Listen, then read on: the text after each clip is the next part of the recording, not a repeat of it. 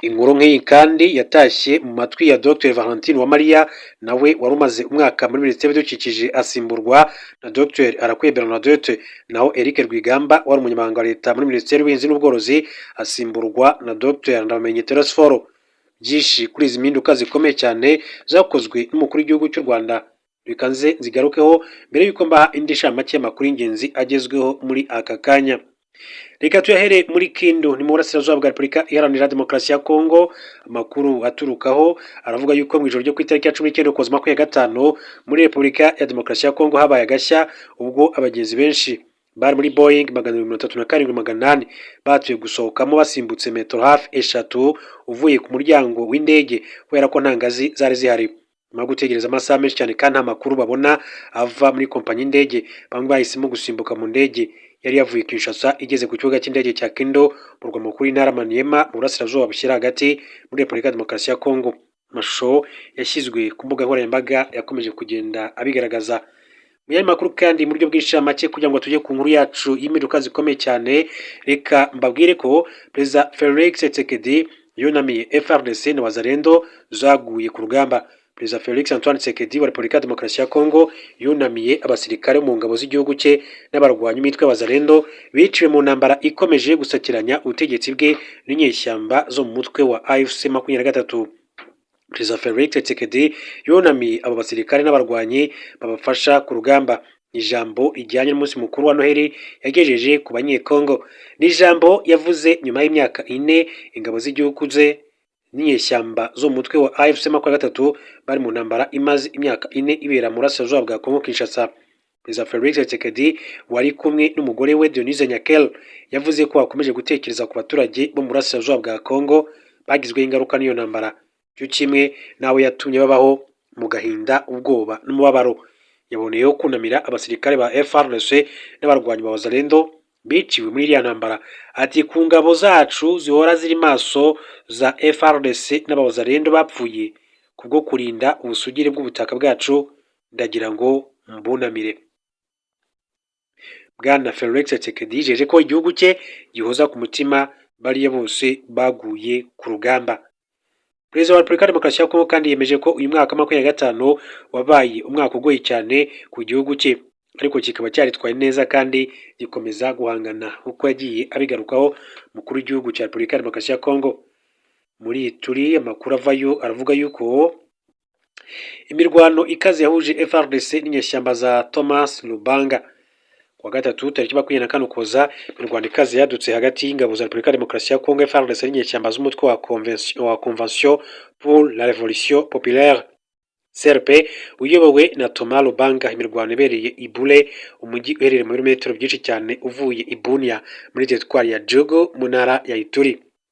Nuko amakuru aturuka mu miryango itegamiye kuri leta bivuga abaturage bakomerekejwe n'amasasu yazimye, kandi bivugwa ko abantu benshi basize ubuzima. Ubwoba bwibasiye abaturage, bamwe muri bo ndetse n'abavanwe mu byabo bahunze imidugudu yabo ndetse naho bari bacumbikiwe bahungira hafi y'ikigo cy'ingabo za Uganda UPDF gifatwa nk'igitekanye, aho ibikorwa byose bisanzwe nk'amasoko, ubucuruzi, ubwikorezi rusange n'ibikorwa by'amadini byose byahagaze nk'uko inkuru dukesha Actualité ikomeza kugenda bivuga.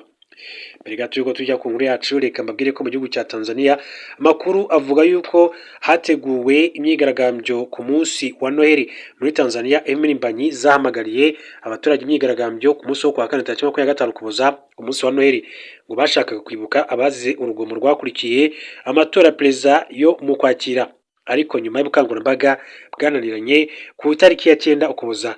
Ntihazwi urwego rw'imyigaragambyo kandi ishobora kwitabirwaho hakurikijwe ku mutegetsi mu mazi iminsi bwarakajije ingamba z'umutekano ndetse no gukumira imyigaragambyo yose muri iki gihugu cya Tanzania. Ku mbuga nkoranyambaga ubutumwa burasobanutse, abantu bagomba kujya mu mihanda kuri wa 4 tariki 25 Ukuboza bafite ibyapa na cyane cyane amafoto ya bene wabo bishwe mu gihe cy'imyigaragambyo yakurikiye amatora yabaye mu Kwakira 2025. Abateguye iki gikorwa bahamagariye rubanda guterana mu mahoro nta kwangiza, kugira ngo rero badaha abayobozi urwitwazo nk'uko inkuru dukesha Radio France Internationale bivuga. Hasigaye kureba niba umuhamagaro wa Noheli uzumvwa. Ati imiryango myinshi cyane iragenda, ati kandi ikirere cy'ubwoba gikomeje kuba gikomeye cyane muri Tanzania. muri urwo rwego umurwanashyaka ndetse n'umuteguro witwa Maria Sarungi Sehai avuga ko yabonye amakuru ajyanye na gahunda yo gutaburura ndetse no gutwika imirambo yashyinguwe mu mva rusange. Birego abayobozi bakaba batarabyitabira nk'uko amakuru akomeza kugenda abivuga.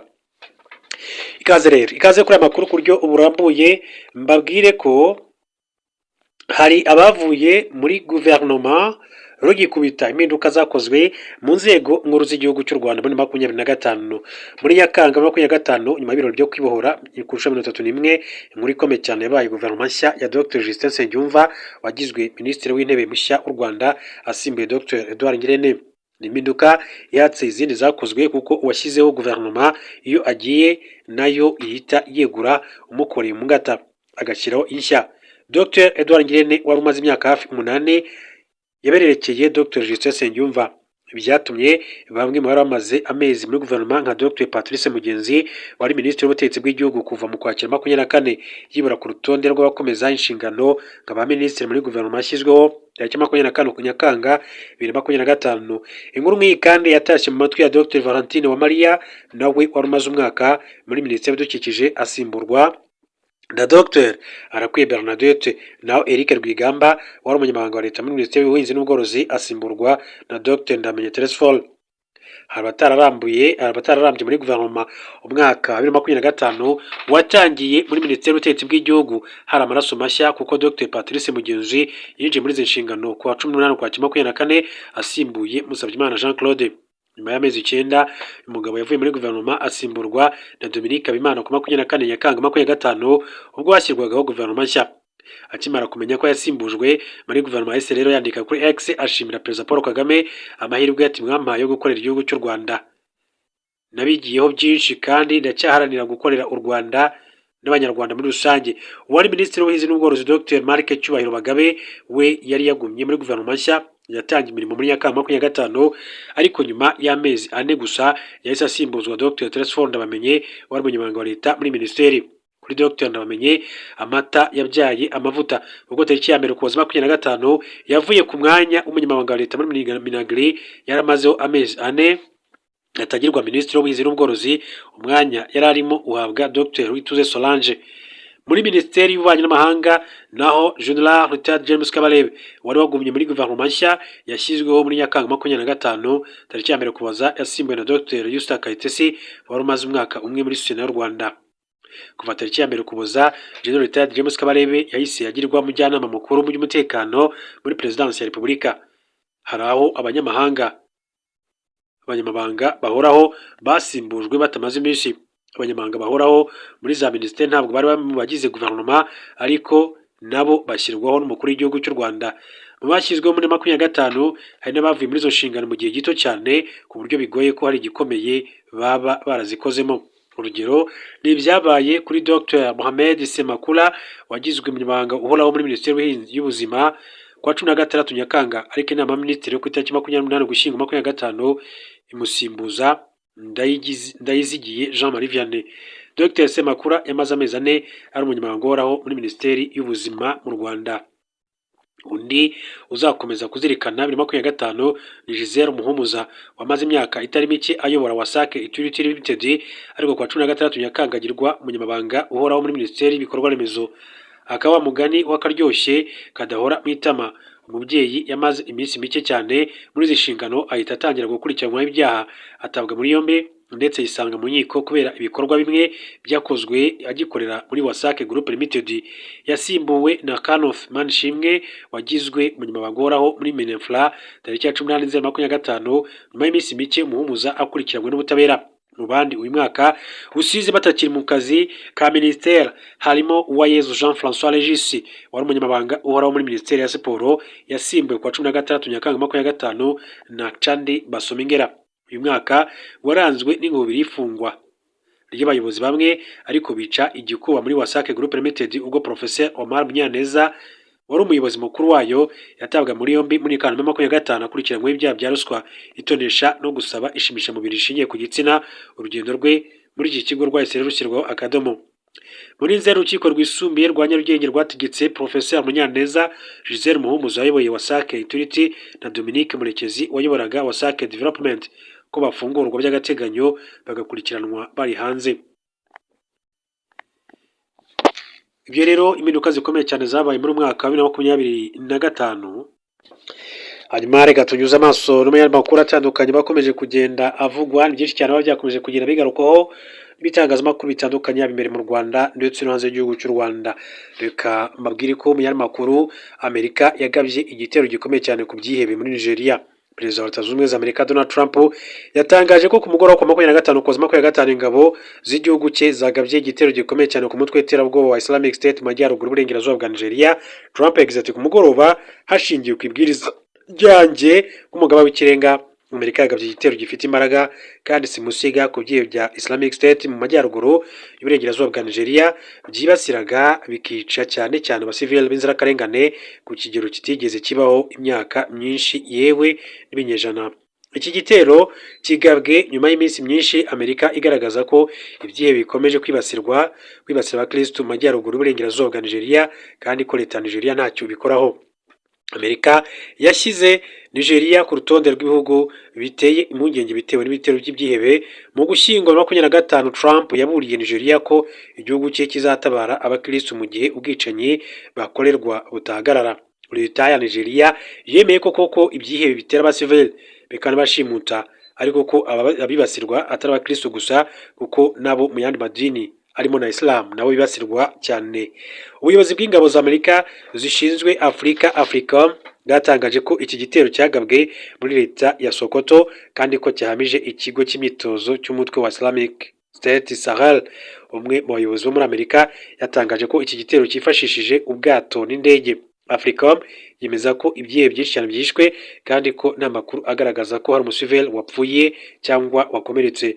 Minisitiri w'intambara muri Amerika Peter Hegseth yatangarije ku mbuga nkoranyambaga ko ubwicanyi bw'abakirisitu b'inzirakarengane muri Nigeria bugomba guhagarara kandi ko ibindi bikorwa bishobora gukurikira.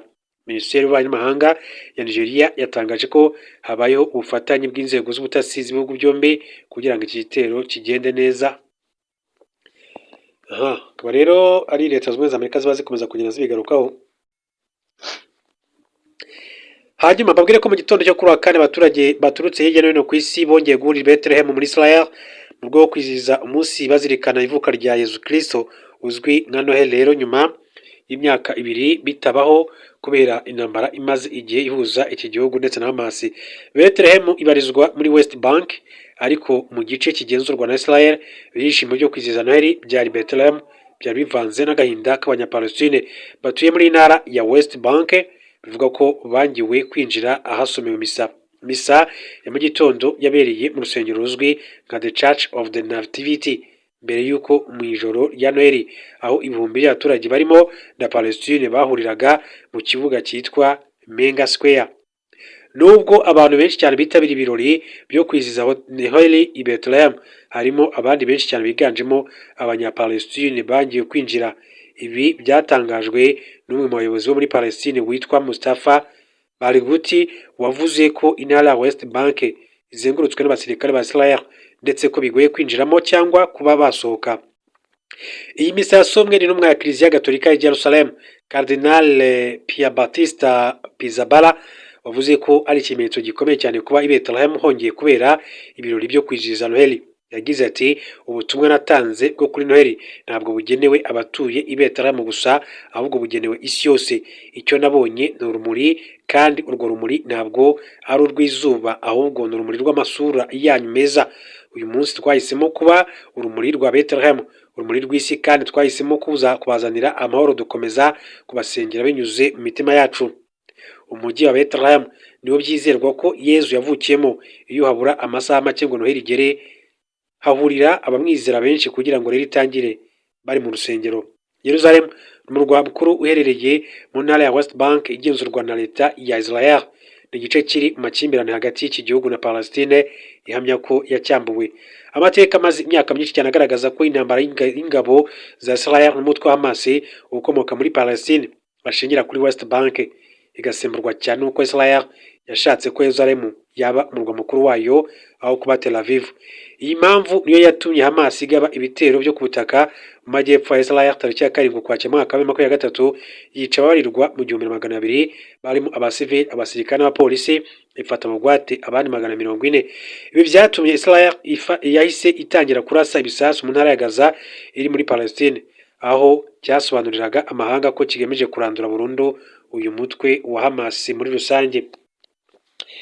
Mu yandi makuru akomeza kugenda avugwa, reka duce mu gihugu cy'Ubufaransa, mbabwire ko ubutabera bw'Ubufaransa mu mwaka utaha buzaburanisha imanza z'abanyarwanda 3 bakurikiranyweho uruhare muri jenoside yakorewe abatutsi mu mwaka wa 1994 na Charles Onana wahamijwe icyaha cyo guhakana no gupfobya jenoside. Umunyamategeko Maître Richard Gisagara waburaniye abaregera indishyi mu manza z'abanyarwanda baburanira mu Bufaransa kwa 24 Ukuboza 2025 yatangarije televiziyo y'u Rwanda ko umunyarwanda bazaburanishwa harimo 2 bazaba baburana ubujurire. Nk'uko umunyamategeko yabisobanuye muri Gashyantare 2026, urugereko rw'ubujurire rw'urukiko rwa rubanda rw'i Paris mu Bufaransa rugomba gutangira kuburanisha ubujurire bwa Muhayimana Claude wakatiwe igifungo cy'imyaka 14 muri 2021. Muhayimana Claude wavukiye mu yahoze ari perefegitura ya Kibuye mu burengerazuba bw'u Rwanda mu mwaka wa 1961 mu gihe cya jenoside. Yari umushoferi w'imodoka ya Guest House. Yahungiye mu Bufaransa ahabwa ubwenegihugu muri na 10 tariki ya 16 Ukuboza 2021. Urugereko rw'urubanza rw'iremezo rw'urukiko rwa rubanda rw'i Paris mu Bufaransa rwahamije Bwana Muhayimana Claude ubufatanyacyaha muri jenoside no mu byaha byibasiye inyokomuntu, rumukatira igifungo cy'imyaka 14 nyuma yo kwemeza ko yatwaraga interahamwe zabaga zigiye kwica abatutsi. Maître Richard Sagara yasobanuye ko muri Kamena 2026 urugereko rw'ubujurire rw'urukiko muri rwa rubanda rwa Paris ugomba kuburanisha ubujurire bwa Dr Rwamucyo Eugene wabaye umuyobozi w'ishami rya House ya Kaminuza Nkuru y'u Rwanda Université Nationale du Rwanda mu ishami rishinzwe ubuvuzi. Dr Rwamucyo wari n'umuganga i Butare yatangiye kuburana tariki ya 1 Ukwakira 2024 ashinjwa ibyaha bya jenoside n'ibyaha byibasiye inyokomuntu byakorewe mu yahoze ari perefegitura ya Butare. Tariki ya 30 Ukwakira 2024 uru rukiko rwakatiye Dr Rwamucyo igifungo cy'imyaka 27 nyuma yo kumuhamya icyaha cya jenoside, kuba mu mugambi wo gukora jenoside n'ibyaha byibasiye inyokomuntu, ariko ntiyemeye imikirize y'urubanza. Kuva mu Gushyingo kugeza mu Ukuboza 2026 urugereko rw'urubanza rw'iremezo rw'urukiko rwa rubanda rwa Paris rugomba gutangira kuburanisha Safal Majaliwa ukekwaho uruhare muri jenoside yakorewe abatutsi mu mwaka wa 1994 mu yahoze ari perefegitura ya Gitarama. Majaliwa wabaye umucuruzi ashinjwa gutanga amabwiriza yo kwica abatutsi ubwo yagenzuraga bariyeri ya Bigega yarizwi nka Chez Premier mu majyepfo y'u Rwanda hagati ya Mata na Nyakanga mwaka wa 1994. Abatanga bamwe bavuga ko bamubonye mu gihe cya jenoside afite imbunda n'intwaro gakondo zirimo ubuhiri, umuhoro, inkoni n'agashoka yifashishaga mu kwica abatutsi. Polisi y'Ubufaransa yamufatiye muri Saint-Pierre de Col i Paris muri Nyakanga 2023. Mu Ukwakira 2024 nibwo ubutabera bw'iki gihugu bwanzuye ko azaburanishwa n'urukiko rwa Rwanda. Mu gihe Ubufaransa bukomeje gutera intambwe nziza yo guha ubutabera abazize jenoside yakorewe abatutsi mu mwaka wa 1994, abanyarwanda bakomeje ubukangurambaga bugamije kandi kwihakana no kwipfobya bafatanyije na bamwe mu banyamahanga bamaze igihe kinini cyane bahakana bakanapfobya jenoside. Barimo umwanditsi w'ibitabo ufite ubwenegihugu bw'Ubufaransa na Cameroon, Charles Onana. Tariki ya 30 Ukwakira mwaka wa 2019 Onana yasohoye igitabo gifite umutwe ugira uti Rwanda, la vérité sur l'opération turquoise car les archives parlent, cyemeza ko nta mugambi wa jenoside yakorewe abatutsi mu mwaka wa 1994 wabayeho, nyamara kandi ibimenyetso byinshi cyane bishimangira ko wabayeho mu Rwanda. Charles Onana yajyanywe mu rukiko tariki ya 7 Ukwakira mwaka wa 2024 kubera iki gitabo. Mu Ukuboza k'uwo mwaka ahamywa icyaha cyo guhakana no gupfobya jenoside. Urukiko rwamutegetse gutanga ihazabu y'amayero 7,400 mu minsi itarenze 120. Damien Serrier wakosoye iki gitabo we yaciwe ihazabu y'amayero 5,000. Urukiko rwasobanuye ko icyakoze Charles Onana na Serrier babaye bishyuye iyi hazabu mu gihe kitarenze iminsi 30 bagabanyirizwa 20%, ariko agabanywa ntagomba ari kurenga amayero 1,500.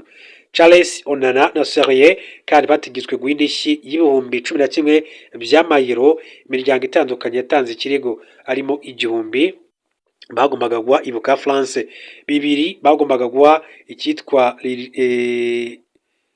RCRA, ndetse na 2 agomba guhabwa CLF, na 2 yagombaga guhabwa CPCR, 2 yagombaga guhabwa Sylvie, 1 bagomba guha FIDH, 1 akagomba guhabwa rero RDH.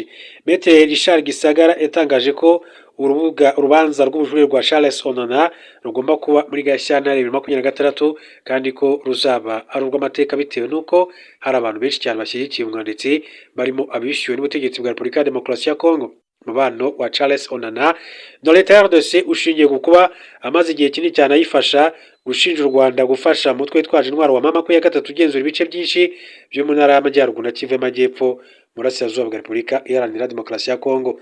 Impungenge ku manza zitinda kugeza ubu ngubu nacyo ni kimwe mu bikomeza kugenda byibazwaho muri rusange, ariko hagati aho ngaho Maître Richard Gisagara yasobanuye ko kuva umubano w'u Rwanda n'Ubufaransa wazahuka, Ubufaransa bwiyemeje kujya buburanisha imanza 2 z'Abanyarwanda bakekwaho muri Jenoside. Uyu munyamategeko yagaragaje ko kuba mu mwaka utaha hazaburanishwa imanza 3 n'intambwe nziza, ariko ko urugendo rwo kuzapfundikira imanza zose ziri mu nzira rukiri rurerure kuko ubutabera bw'Ubufaransa bufite dosiye z'Abanyarwanda zigera kuri 30. Ati ku manza 2 cyangwa se 3 ku mwaka mfite impungenge ko imanza zose atari ko zizaburanishwa, abenshi muri bo barashaje bafite imyaka 50-60 cyangwa se irenga iyo bitinze. Ati dushobora kuzahura n'ikibazo aho bizatangazwa ko badafite ubushobozi bwo kuburana. Maître Richard Gisagara yasobanuye ko hakomeje ubukangurambaga busaba ko imanza z'Abanyarwanda bakekwaho Jenoside zakwihutishwa aho zishoboka, dosiye zigahuzwa, atari ko urugendo ruracyari rurerure. Mfite impungenge ko kuri uyu muvuduko hari abatazaburanishwa. Impungenge za Maître Gisagara Richard zishingira ku ngero zikomeye. Muri 2023 abacamanza b'urwego mpuzamahanga rwakiriyeho gukora imirimo y'insigarira y'inkiko mpuzamahanga mpanabyaha RMCT bafashe umwanzuro wo guhagarika urubanza rwa Kabuga Felicien wateye inkunga Jenoside. Urwego rwasobanuye ko Kabuga y'imyaka 88 adafite ubushobozi bwo kuburana bitewe n'indwara arwaye ziterwa n'izabukuru zirimo iyo kwibagirwa. Rwategetse ko afungurwa adahamijwe ibyaha cyangwa ngo agirwe umwere, ariko kugeza ubu aracyafunzwe kuko yabuze igihugu kimwakira. Mu gihe rero Ubufaransa bwakomeza kugendera ku muvuduko buriho wo kuburanisha imanza 2 cyangwa se 3 zose zazava mu rugereko rubanza rw'imezo rw'urukiko rwa Rwanda mu myaka iri hagati y'10 na 15 azavamo ubujurire rero ikiyongera nk'uko bikomeza kugenda bigarukwaho. Muri Kamena 2026 tubwira ko Dr Eugene Rwamucyo agomba gutangira kuburana igihano yakatiwe. Charles Onana wahamijwe icyaha cyo guhakana no gupfobya Jenoside nawe azajurira muri Gashyantare 2026. Ikindi rero uyu ni Maître Richard Gisagara afite rero impungenge z'uko bamwe mu Banyarwanda bakekwaho uruhare muri Jenoside bari mu Bufaransa batazaburanishwa bitewe n'uko bashobora kuzaba bamaze kugera mu myaka y'izabukuru. Reka rero mbashimire cyane mbifuriza